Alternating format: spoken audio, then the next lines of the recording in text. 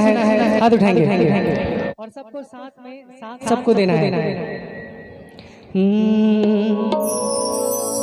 आठ ही गाठ के ओ खरिया ओ दीनानाथ रूपे छान लागल के ताही ऊपर चढ़ी सुतले हो दीनानाथ बाजी के बड़वा धैले ठा आठ ही गाठ के ओ खरिया हो दीनानाथ तू पे छान लागल के ताही ऊपर चढ़ी सुतले हो दीनानाथ बाजी के बड़वा धैले ठा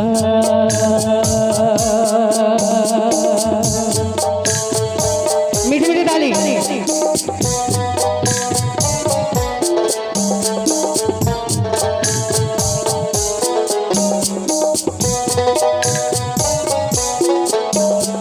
चदरा उघाड़ी जब देख ले हो दीनानाथ कौन संकट पड़ल तोहार सदरा उघाड़ी जब देख ले हो दीनानाथ कौन संकट पड़ल तोहार पुत्र संकट पड़ल मोरा हो दीनानाथ ओहिला के बड़वा धैले पुत्र संकट पड़ल मोरा हो दीनानाथ ओहिला के बड़वा धैले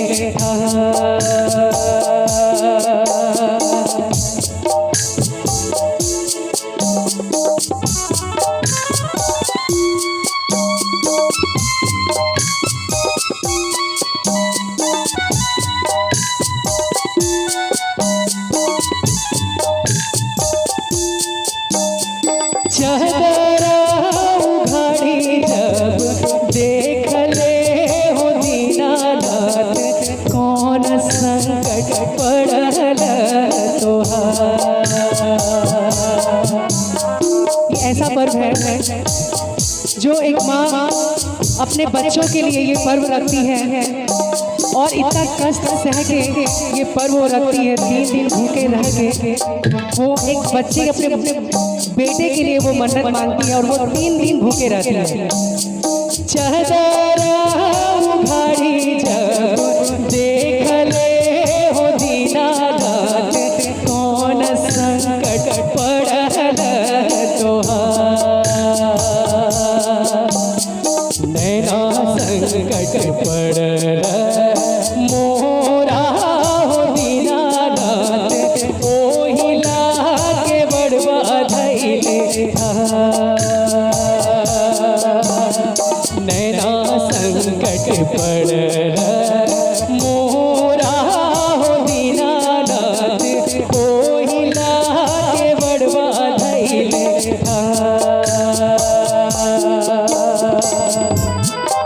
मीठी मीठी ताली बजना चाहिए।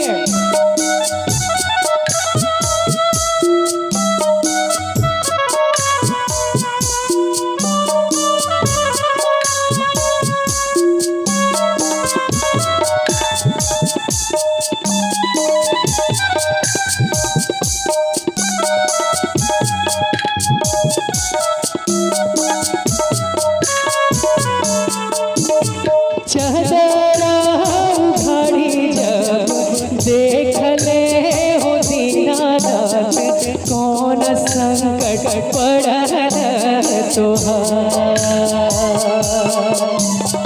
चदरा उघाड़ी जब देख ले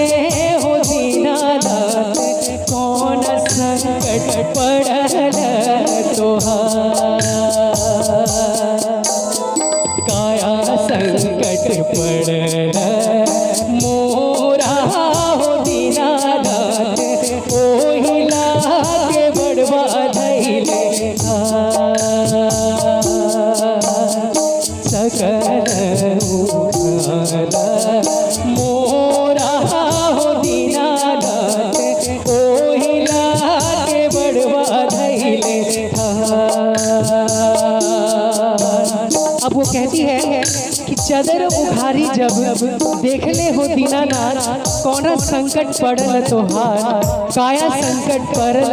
हे माँ हे छठी मैया हमें तो काया संकट पड़ा है जो है आप ही मेरा बेड़ा पार कर सकते। तो फिर आंसर में क्या जवाब देती है सुनिएगा।